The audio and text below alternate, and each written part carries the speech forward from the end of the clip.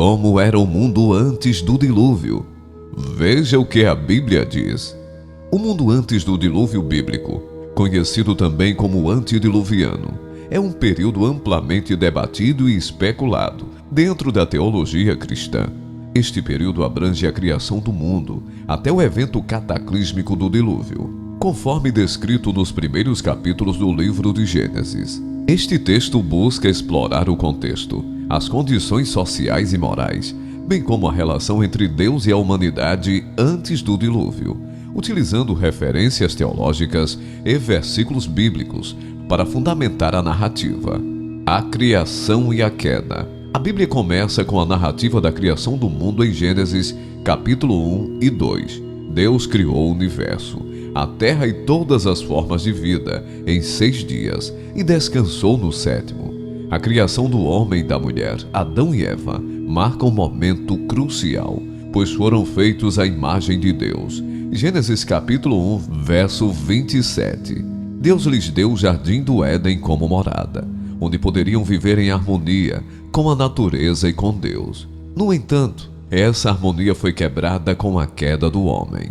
Gênesis capítulo 3 descreve como a serpente, uma personificação de Satanás, enganou Eva, levando-a a comer do fruto proibido, da árvore do conhecimento do bem e do mal. Adão também participou desse ato de desobediência. Como resultado, o pecado entrou no mundo e Adão e Eva foram expulsos do Éden. Gênesis capítulo 3, versos 23 e 24. Essa queda teve consequências profundas, não apenas para Adão e Eva, mas para toda a humanidade, pois o pecado e a morte passaram a dominar a experiência humana. Romanos capítulo 5, verso 12. A corrupção da humanidade. Após a queda, a Bíblia narra a progressiva corrupção da humanidade. Gênesis capítulo 4 relata a história de Caim e Abel, os filhos de Adão e Eva.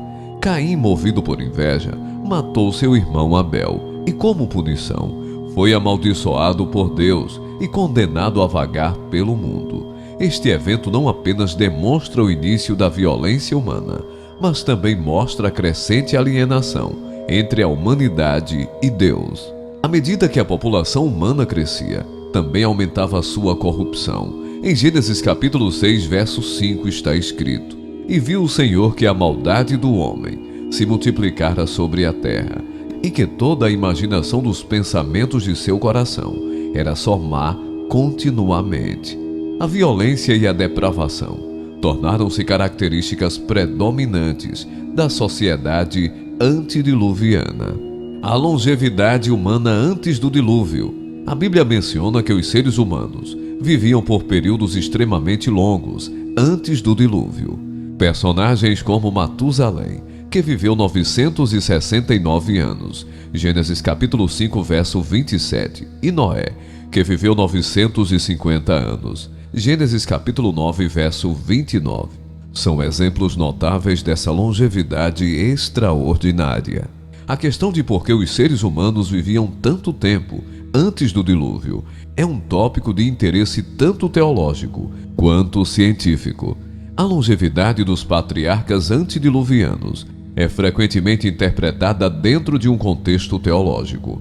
Alguns estudiosos bíblicos sugerem que a longevidade extrema antes do dilúvio reflete a intenção inicial de Deus para a humanidade, viver em um estado de saúde e vitalidade. Após a queda, porém, a degradação progressiva do ambiente e da genética humana, exacerbada pelo aumento do pecado e da maldade, teria levado a uma diminuição na longevidade. Em Gênesis capítulo 6, verso 3, Deus declara: Então disse o Senhor: Não contenderá o meu espírito para sempre com o homem, porque ele também é carne, porém os seus dias serão 120 anos. Esta passagem é interpretada por alguns como uma redução gradual da longevidade humana, devido ao pecado e à corrupção generalizada da época. Do ponto de vista científico, não há evidências empíricas diretas que expliquem a longevidade extrema mencionada na Bíblia. No entanto, existem algumas hipóteses que tentam oferecer uma compreensão plausível. Alguns teóricos propõem que o ambiente antes do dilúvio era significativamente diferente, possivelmente com uma atmosfera mais rica em oxigênio e menores níveis de radiação ultravioleta, o que poderia ter contribuído para uma saúde melhor e vida mais longa. Duas hipóteses são muito levantadas. Genética. A genética antediluviana pode ter sido menos sujeita a mutações de doenças que afetam a longevidade. Com o passar do tempo, a acumulação de mutações genéticas deletérias e a deterioração da genética humana poderiam ter reduzido a expectativa de vida. Dieta e estilo de vida. Há especulações de que a dieta e o estilo de vida dos primeiros humanos, descritos como agricultores e pastores, poderiam ter influenciado positivamente a saúde e a longevidade. A alimentação mais natural e a ausência de poluentes industriais poderiam ter contribuído para uma vida mais longa. Um exemplo de grande longevidade é Matusalém. Ele é conhecido como o homem mais velho da Bíblia, vivendo 969 anos. Sua longevidade é frequentemente citada como exemplo da extensão de vida antediluviana. Ele era avô de Noé e morreu no ano do dilúvio, o que é visto por alguns como um símbolo da misericórdia e do juízo de Deus. Dinossauros no mundo antediluviano, uma teoria controversa. A teoria de que os dinossauros coexistiram com os humanos no mundo antediluviano é um tema de intenso debate tanto dentro da comunidade científica quanto entre estudiosos bíblicos. Esta hipótese se baseia na interpretação literal de certos textos bíblicos e em algumas evidências arqueológicas e fósseis. Vamos explorar essa teoria e suas implicações.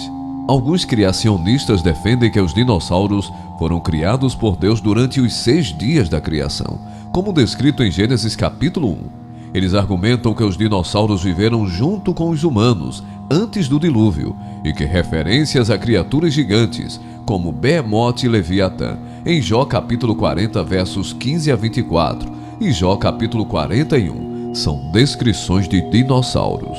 Behemoth, descrito como uma criatura poderosa, com uma cauda como cedro e ossos como tubos de bronze. Jó capítulo 40, versos 17 e 18. Alguns criacionistas acreditam que esta descrição pode corresponder a um grande dinossauro herbívoro, como o Brachiosauro. Leviatã, uma criatura marinha aterrorizante descrita em Jó capítulo 41, que muitos associam a um dinossauro aquático ou a um réptil marinho pré-histórico. Evidências científicas. A teoria de que os dinossauros viveram no período antediluviano também busca apoio em certas descobertas científicas e arqueológicas. Fósseis e pegadas. Existem relatos controversos de pegadas fossilizadas de humanos, encontradas juntos com pegadas de dinossauros em várias partes do mundo, como no rio Palute, no Texas. Embora a autenticidade dessas pegadas seja contestada por muitos paleontólogos, elas são frequentemente citadas pelos defensores do criacionismo. Tecido mole em fósseis. A descoberta de tecido mole, células sanguíneas e proteínas em fósseis de dinossauros, como o encontrado por Mary Schweitzer em 2005, tem sido usada para argumentar que esses fósseis não têm milhões de anos, mas sim milhares de anos, o que poderia ser compatível com a narrativa bíblica do dilúvio. Se os dinossauros viveram no mundo antediluviano, isso teria várias implicações significativas, reforçariam a leitura literal e jovem da Terra, desafiando as teorias científicas predominantes que datam a extinção dos dinossauros em cerca de 65 milhões de anos atrás. Redefinição de períodos históricos exigiriam a reavaliação dos métodos de datação e da cronologia convencional da história da Terra. Coexistência com humanos levantaria questões sobre a interação entre humanos e dinossauros, incluindo como essas grandes criaturas foram vistas e tratadas pelas primeiras civilizações humanas. Os gigantes e os filhos de Deus. Um aspecto intrigante do período antediluviano é mencionado em Gênesis capítulo 6, versos 1 a 4. Estes versículos falam sobre os filhos de Deus, que tomaram as filhas dos homens como esposas, resultando no nascimento dos gigantes, conhecidos como os Nefilins. A identidade desses filhos de Deus é debatida com interpretações variando entre anjos caídos e descendentes de Sete, o filho de Adão que permaneceu fiel a Deus. Independentemente da interpretação, a presença dos Nefilins e a interação dos filhos de Deus com as filhas dos homens são indicativas de uma corrupção ainda mais profunda e sobrenatural da humanidade. Esta mistura entre o celestial e o terreno pode ter contribuído para o aumento da violência e da maldade que levou ao julgamento divino. A paciência de Deus e o dilúvio. Apesar da crescente maldade, Deus demonstrou paciência e longanimidade. Em Gênesis capítulo 6, verso 3, Deus declara: Então disse o Senhor: Não contenderá o meu espírito para sempre com o homem, porque ele também é carne. Porém os seus dias serão 120 anos. Este período de 120 anos é interpretado como um tempo de graça, durante o qual Noé, um homem justo e íntegro, Gênesis capítulo 6, verso 9, foi chamado para construir a arca e pregar o arrependimento. Noé é descrito como um pregoeiro da justiça, em 2 Pedro capítulo 2, verso 5, indicando que ele não apenas construiu a arca, mas também advertiu a sua geração sobre o iminente juízo divino. No entanto, a humanidade continuou em sua corrupção, ignorando as advertências de Noé. A construção da arca foi um empreendimento monumental, instruído diretamente por Deus. A arca tinha dimensões específicas: 300 côvados de comprimento, 50 côvados de largura e 30 côvados de altura. Gênesis capítulo 6, verso 15. Foi feita de madeira de cipreste e selada com betume por dentro e por fora. A arca tinha 3 andares e compartimentos para abrigar Noé, sua família e pares de todas as espécies de animais. O simbolismo da arca é profundo. Ela representa a provisão de Deus para a salvação em meio ao julgamento. Assim como a arca foi o meio de salvação para Noé e sua família, Jesus Cristo é o meio de salvação para a humanidade, oferecendo o refúgio do juízo divino através de sua obra redentora na cruz. Após a construção da arca, o dilúvio veio como prometido. Em Gênesis capítulo 7, versos 11 e 12 está registrado: No ano 600 da vida de Noé, no 2º mês, aos 17 dias do mês, naquele mesmo dia, se romperam todas as fontes do grande abismo, e as janelas dos céus se abriram, e houve chuva sobre a terra, 40 dias e 40 noites. O dilúvio foi um evento cataclísmico que cobriu toda a terra, destruindo toda a vida fora da arca. A inundação durou 40 dias e 40 noites, e as águas prevaleceram sobre a terra por 150 dias. Gênesis capítulo 7, verso 24. Noé, sua família e os animais permaneceram na arca, até que as águas recuaram e a terra secou.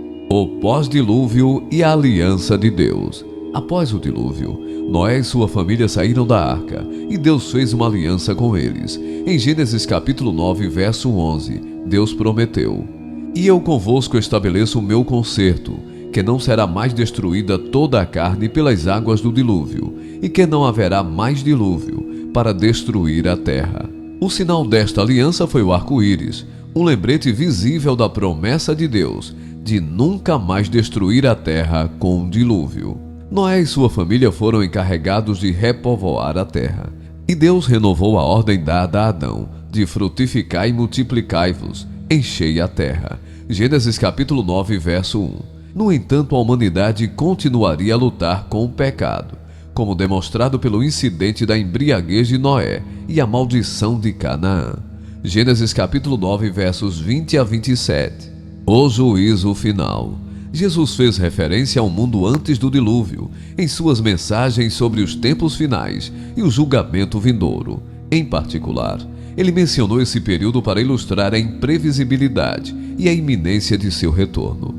A principal passagem onde Jesus fala sobre o período antediluviano está em Mateus capítulo 24, versos 37 a 39. E uma passagem paralela em Lucas capítulo 17, versos 26 e 27. Mateus capítulo 24, versos 37 e 39. Como foi nos dias de Noé, assim também será na vinda do Filho do Homem. Pois nos dias de Noé anteriores ao dilúvio, O povo vivia comendo e bebendo, casando-se e dando-se em casamento, até o dia em que Noé entrou na arca, e eles nada perceberam, até que veio o dilúvio e os levou a todos. Assim acontecerá na vinda do Filho do Homem. Jesus utiliza a história do dilúvio, não apenas como uma advertência sobre o juízo futuro, mas também como um chamado à vigilância espiritual. Ele enfatiza a importância de estar sempre preparado, vivendo de acordo com os ensinamentos de Deus e atentos aos sinais dos tempos. Essa preparação envolve uma vida de fé, obediência e prontidão para o retorno de Cristo. A menção ao dilúvio por Jesus serve para ligar a narrativa do Antigo Testamento com sua mensagem sobre o reino de Deus e o juízo final. Ao fazer essa conexão, ele reitera a continuidade e a coerência das Escrituras, nos mostrando que os eventos passados têm relevância e paralelos com os acontecimentos futuros.